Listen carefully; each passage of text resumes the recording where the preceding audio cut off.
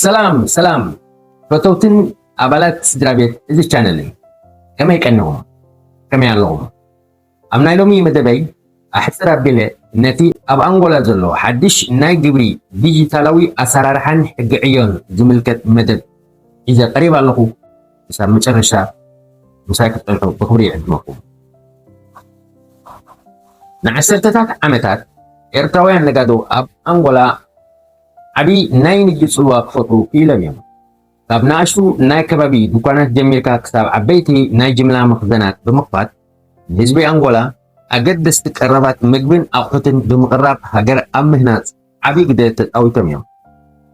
ይኹን እምበር እቲ ንነዊሕ እዋን ብጥረ ገንዘብ ዝካየድ ዝነበረ ብዙሕ ወግዓዊ ሰነዳትን ናይ ሕሳብ መዛግብትን ዘይሓትት ናይ ንግዲ ኣሰራርሓ ሕጂ ኣብ መወዳእትኡ በፂሑ ኣሎ። መንግስቲ ኣንጎላ ቁጠብኡ ንምምሕያሽን ካብ ነዳዲ ወፃኢ ዘሎ ኣታዊታት ንምዕባይን ሙሉእ ብምሉእ ናብ ዲጂታላዊ ኣሰራርሓ ተሰጋጊሩ ኣሎ። እዚ ቅጽበታዊ ምስግጋር እዚ ንብዙሓት ኤርትራውያን ነጋዶ ኣብ ከቢድ ፈተናን ፀገምን ኣውዲቕዎም ይርከብ።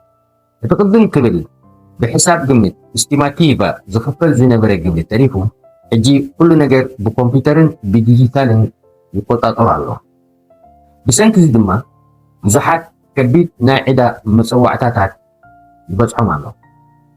ነዚ ሓድሽ ኩነታት እዚ ብግቡእ ተረዲእና ብሕጋዊ መንገዲ እንተዘይተመላሊስና እቲ ንዓመታት ዝዘኸምናሉ ንግዲ ኣብ ሓደጋ ክወድቕ ይኽእል። ነዚ ፀገም እዚ ንምርዳእ መቸም ቀደም እቲ ናይ ኣንጎላ ናይ ግብሪ በዓል መዚ ወይ ኣጀተ በቲ ንሕና እንህቦ ናይ መሸጣ ሓበሬታ ወይ ብማንዋል ይሰርሕ ከም ዝነበረ ኩሉና ንዝክሮ እዩ። እዋኑ ተቐይሩ እዩ። ሕጂ ኣጀተ ሙሉእ ብምሉእ ብዲጂታል ዝተሓገዘ ስርዓት እዩ ዝጥቀም። እቲ ዝዓበየ ሓይሊ ናዚ ዲጂታላዊ ስርዓት ክሩዛሜንቱ ዲዳዝ ወይ ምስጋርን ምውድዳርን ዳታ ይበሃል። እዚ ማለት እንታይ እዩ? ኣጀተ ምስ ሃገራዊ ባንኪ ኣንጎላ ብምትሕብባር ምስ ኩሎም ናይ ንግዲ ባንክታት ዝተሓሓዝ ናይ ዳታ መርበብ ዘርጊሓ ኣሎ። ንስኻ ንግዲ ክትጅምር ከለኻ ዝውፃእካዮ ናይ ግብሪ መለለይ ቁፅሪ ወይ ኒፍ ምስ ናይ ባንኪ ኣካውንትኻን ምስቲ ኣብ ድኳንካ ዘሎ ናይ ካርድ መክፈሊ ማሽን ወይ ተፒኣ ብቐጥታ ዝተኣሳሰረ እዩ። ብተወሳኺ ኩለን ትካላት ንግዲ ብሕጊ ዝተፈቐደ ናይ ኤሌክትሮኒክ መሸጢ ሶፍትዌር ክጥቀማ ይግደዳ ኣለዋ። እዚ ሶፍትዌር እዚ ኣብ መወዳእታ ወርሒ ሳፍት ዝበሃል ናይ ኦዲት ፋይል የፍሪ። እዚ ፋይል እዚ ንኩሉ ዝሸጥካዮን ዘእተኻዮን ገንዘብ ብቐጥታ ናብ ኣጀተ ይልኮ። ስለዚ ኣጀተ ብኣካል መፂኡ ክቆፃፀረካ ኣየድልየኒ። እቲ ኮምፒተር ባዕሉ ኣብ ቤት ፅሕፈት ኮይኑ ኩሉ ንጥፈታትካ ይከታተሎ ኣሎ። ሕጂ ናብቲ ንብዙሓት ኤርትራውያን ነጋዶ ኣብ ከቢድ ፀገም ዘውድቕ ዘሎ ዛዕባ ክንመፅእ። እዚ ድማ እቲ ናይ ኢትዮጵያ መፈንጠራ ወይ ተርሚናል ክፍሊ ወይ ማሽን ኣብ ኣንጎላ ጥረ ገንዘብ ክውሕድ ከሎ ሰባት ብካርዲ ምክፋል ይዘውትሩ። ንሕና ነጋዶ እውን ንዓማዊልና ንምምችቻው ወይ ንኣሳልጦ ስራሕ ክንብል ኢትዮጵያ ንጥቀም። እቲ ፀገም ግን ኣብዚ ይጅምር። ብዙሓት ሰባት ብኢትዮጵያ ኣቢሉ ብዙሕ ሚልዮናት ክወርስ ከሎ ነቲ ዝኣተወ ገንዘብ ዝመጣጠን ናይ መሸጣ ፋክቱራ ኣይቆርፍሉ ወይ ከዓ ንኩሉ መሸጦም ግብሪ ኣይከፍሉሉን ኣለዉ። ኣብ መወዳእቲ ዓመት ድማ እቲ ድኳን ብዙሕ ኣታዊ የብሉን ወይ ብዙሕ መሸጣ ኣይነበሮን ኢሎም ትሑት ናይ ትርፊ ፀብጣብ ወይ ናይ ኢምፖስት ኢንዱስትሪያል ፀብጣብ የቕርቡ። ኦኬ፣ እቲ ዲጂታላዊ ኣሰራርሓ እንታይ እዩ? ነዚ ጉዳይ እዚ እቲ ናይ ኣጀተ ናይ ኤኣይ ወይ ዲጂታላዊ ስርዓት ድማ ብከምዚ ስዕብ መገዲ የቃልዖ ወይ እቲ ሓቀኛ ፀብጣብ ክኸውን ኣለዎ ብሎ የቕርቦ። መጀመርታ ባንኪ ንኩሉ ብኢትዮጵያ ዝኣተወ ገንዘብ ብቐጥታ ናብ ኣጀተ ሪፖርት ይገብር። ንስኻ ድማ 100 ሚልዮን ዝኣክል መሸጣ ጌርካ ከለኻ ኣብ መወዳእቲ ዓመት 10 ሚልዮን ኳንዛ ጥራይ ከም ዘእተኻ ወይ ከም ዝሸጥካ ሪፖርት ትገብር። ዘን ኣጀተ ግን ብባንኪ ኣቢሉ ሓደ 100 ሚልዮን ኳንዛ ብኢትዮጵያ ናብ ኣካውንትኻ ከም ዝኣተወ የርኢ። ቀጥሉ እቲ ዲጂታላዊ ስርዓት بزي منم سبعو تالكا وي بزي زخون ناي سب حاجة نتزي تجرسي كمية مليون 10 مليون راي كفيلكا دلقا وي كرف 9 مليون بوانتا تلكو دلو أبناتا تتاب كم زي تقفلو ناي مشتا أتاوي يوستو then مولبو الساعات نتي ناي 9 مليون جيب الوسخ كورتات وي depend كم ناقص بوست اتصل في الفكاكو كونتين لاين 10% إذا كونتين كم درجة وهي بكادو العقل كومون نايتل في الجبري وي impost industrial نقول combine يرو يسوق قبل عيد ما ناي عمتك مقطعة ولدن يوسف اللمو عندنا قاعدين بزي حسو الجباب ناي 3 مليون كونتين ناي 5 مليون كونتين ناي 6 مليون كونتين depend كم ناكا مشتا أب portal notify هون وي ملقي يسوق الإعداد هدما وانو انت زي كفتك وي انت زي كفتلو أجتي بحقاو من يدي نتناي بانك أكاونتك ملو بملو كأكو وي كأفورتو لفوش تو صحيح أبان ولا كنا جيت كلنا نخفلهم جبرتات وي زمن كتنا جبرتات بقبو كنفلتم يدبالنا فتوم عندنا أنا جبر بسنا جبرتما يوم سؤال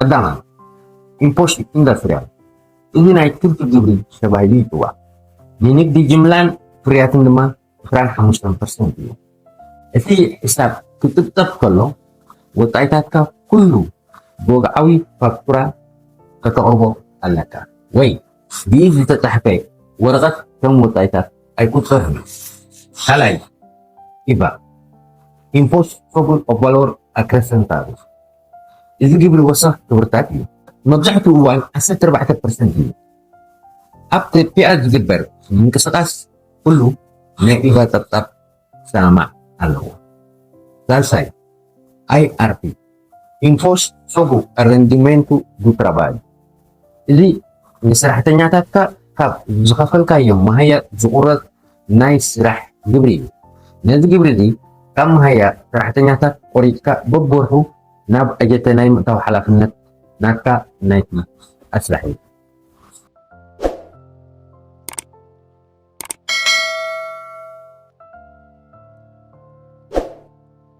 قبلي بتوسخي قال ننقادو زفتاتن زلو قداي يتحدش ناي أنغولا حق عيي إذا حق ذي بعنكت حق قتل 10 تغطى زباري إسران سلستن تباهي هو عقوين كاوة في مقاوي لك إسران 4 تشحن إسران 4 جميلو أبسرح يركب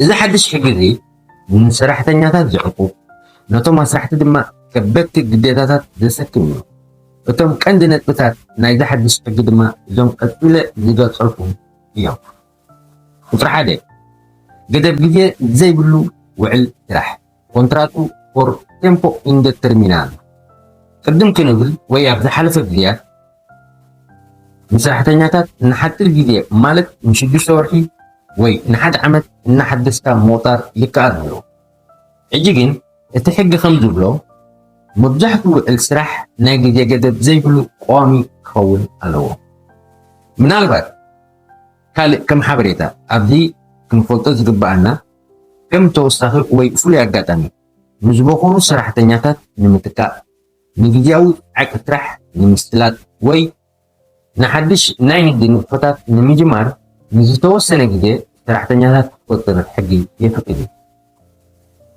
ألاي حفاوي وعل راح كله حقي يقدر بقال تراي تقدر سمع واقاي ونص وعل سرح بس حفت دالي حقاو كتام كله الله سالساي محبراوي وحسنا وي INSS Institut Nasional di Segurança Social كل سرحتنيا أب هجراوي محبراوي دحنت وي وحسنت نجبالو أسرحي شمونت مئتاوي كاب سرحتنيا دما 3 مئتاوي تغوريتو بتقلال لا 10% بب وثي كفل له ربعي ساعتها تسرح ሕጊ ከም ዘፍቅዶ ሰራሕተኛ ኣብ ሰሙን 44 ሰዓታት ኣብ መዓልቲ ድማ 8 ሰዓታት ጣዩ ክሰርሕ ዘለዎ ካብኡ ንላዕሊ እንተሰሪሑ ናይ ትርፊ ሰዓት ኦራስ ኤክስትራስ ክፍሊት ክወሃቦ ኣለዎ ይብል ሓድሽ ሕጊ ዕዮ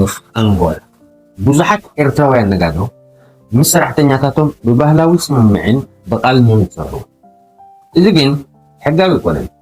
ሓደ ሰራሕተኛ ተባኢሱ ክወፅእ ከሎ ናብ ሚኒስትሪ ዕዮ ወይ ማፕስ ከይዱ እንተኸሲስካ ብሰንኪ ውዕል ስራሕን INSSን ዘይምህላው ከቢድ መቕፃዕቲ ክትቅጣዕን ዓብይ ናይ ካሕታ ክፍሊት ክትከፍልን ትግደድ እምበር ሕጂ ኣብ ከምዚ ፀገም ኣትና እንተሊና ወይ ድማ ንግድና ካብዚ ሓደጋ ክንከላኸል እንተደሊና እንታይ ክንገብር ኣለና?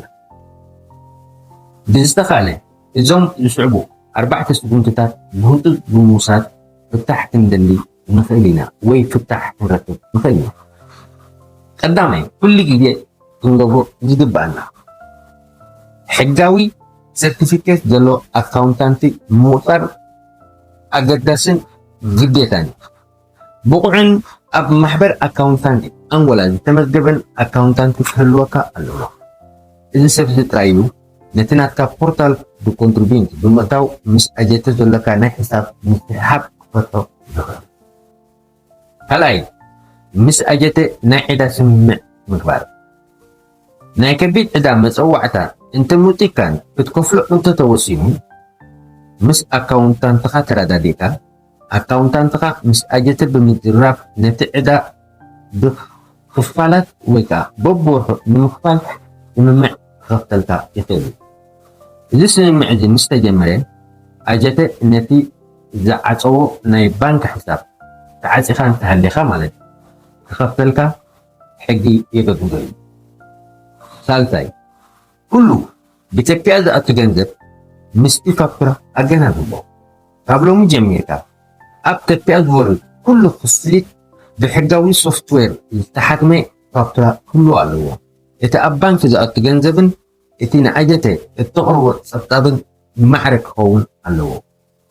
ራብዓይ ንሰራሕተኛታትካ ሕጋዊ ውዕል ስራሕን INSSን ግበረሎም። ነቶም ምሳኻ ዝሰርሑ ዘለዉ ሰራሕተኛታት ብምልኦም ሕጋዊ ውዕል ስራሕ ሃቦም ኣብ INSS ድማ መዝግቦም። እዚ ምግባርካ ካብ ከቢድ ናይ ላቦራቶሪ ክስታትን ፍርዲ ቤትን ከድሕነካ እዩ። ኣብ መወዳእታ ኤርትራውያን ነጋዶ ብትግሃቶምን ብፃዕሮምን ፍሉጣት እዮም። ሕጂ እውን ነዚ ሓድሽ ዲጂታላዊ ኣሰራርሓ ኣንጎላ ተረዲእና ንግድና ብሕጋዊ መንገዲ ክንመርሖ ይግባእ። ወግዓዊ ኮንካ ምስራሕ መጀመርታ እኩል ክመስል ይኽእል ይኸውን፣ ግን ንነዊሕ እዋን ሰላማውን ዕብየትን ዘምፅእ እንቁ መንገዲ ሕጋዊ ምዃን ረኣዩ። ንግድኹም ኣስተኻኽሉ፣ ካብ መቕጣዕቲ ርሓቑ፣ ብሰላም ድማ ስራሕኩም ኣሰላስሉ። ስለ ዝተኸታተልኩምኒ ክብሪ ይስማዓኒ የቐኒለይ። ምሳኹም ፀናሕኩ ሓውኹም ኣቶ ብርሃን ካብ ሉዋንዳ እየ። ንምውፃእኩም ግን ሰብስክራይብ እንተ ጌርኩም ዓብ ሓደዚ ሰላም ቅን